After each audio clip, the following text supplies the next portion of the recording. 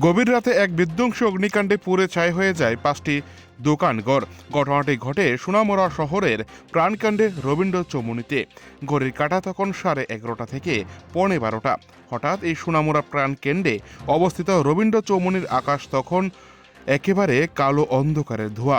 প্রত্যক্ষদর্শীরা পরিলক্ষিত করতে পারে কি পরিমাণ কালো ধোঁয়া এবং আগুনের লেলিহান শিকা। মুহূর্তের মধ্যে জড়ো হয়ে যায় শত শত মানুষ। খবর দেওয়া হয় সোনামুড়া অগ্নি নির্বাপক দপ্তরের কর্মীরা অগ্নিকাণ্ডের ঘটনার খবর পেয়ে দ্রুত ঘটনাস্থলে ছুটে আসে এবং ছুটে আসার আগেই ততক্ষণে 3 থেকে 4টি দোকান একেবারে ভস্মীভূত হয়ে যায়। আর এর ফলে ব্যাপক ক্ষতির সম্মুখীন হয় দোকান মালিকরা। কিভাবে আগুনের সূত্রপাত তা নিয়ে তৈরি হয়েছে নানা গুঞ্জন এবং প্রশ্ন। যেভাবে অগ্নিকাণ্ডটি সংঘটিত হয়েছে তাতে করে ব্যাপক আতঙ্কের পরিবেশ সৃষ্টি হয় গোটা সোনামুড়া শহর এলাকা জুড়ে। সোনামুড়া থেকে নিজস্ব প্রতিনিধি রিপোর্ট, টিভি 100 বাংলা। মূলত কিভাবে আগুনটা লাগলো আর কি? আগুনটা কীভাবে লাগতো আমরা তো বলতে পারি না। আমরা আইসি যখন আমাদের এখানে কল গেছে, হ্যাঁ, ছোটো ফায়ার স্টেশন রানিং করলাম, তৎক্ষণাৎ আমরা গাড়ি করে এই সময় ফায়ার স্টেশনতে আমরা মাতৃবন্ধ দিই।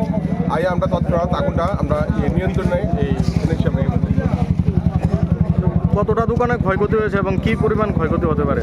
এই অ্যাকচুয়ালি অলরেডি আমরা 5টা দোকানের নাম মালিকের নাম আমরা করছি, কালেকশন করছি। হ্যাঁ, ক্ষয়ক্ষতির কথা কি আমরা আসলে আমরা অ্যাসেসমেন্টের পর আমরা পুরো ডিটেল ব্যাপারটা আমরা করতে এখন পৌঁছতে চালাম।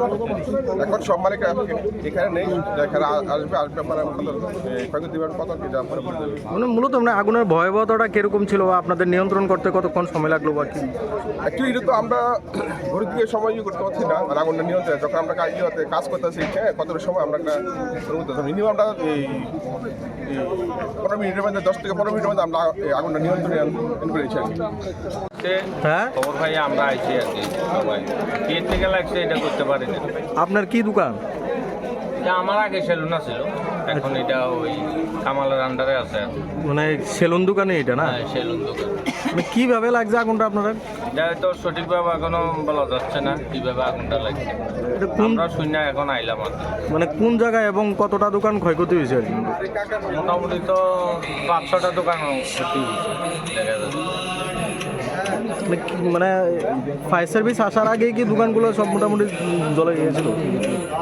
আমরা আইয়া দেখছি যে ফায়ার সার্ভিসে তো জল দিচ্ছে, এখনো আমরা পুরোপুরি বলতে পারি না কোনটার থেকে আগুন সূত্রপাত পাইছে এটা আছে।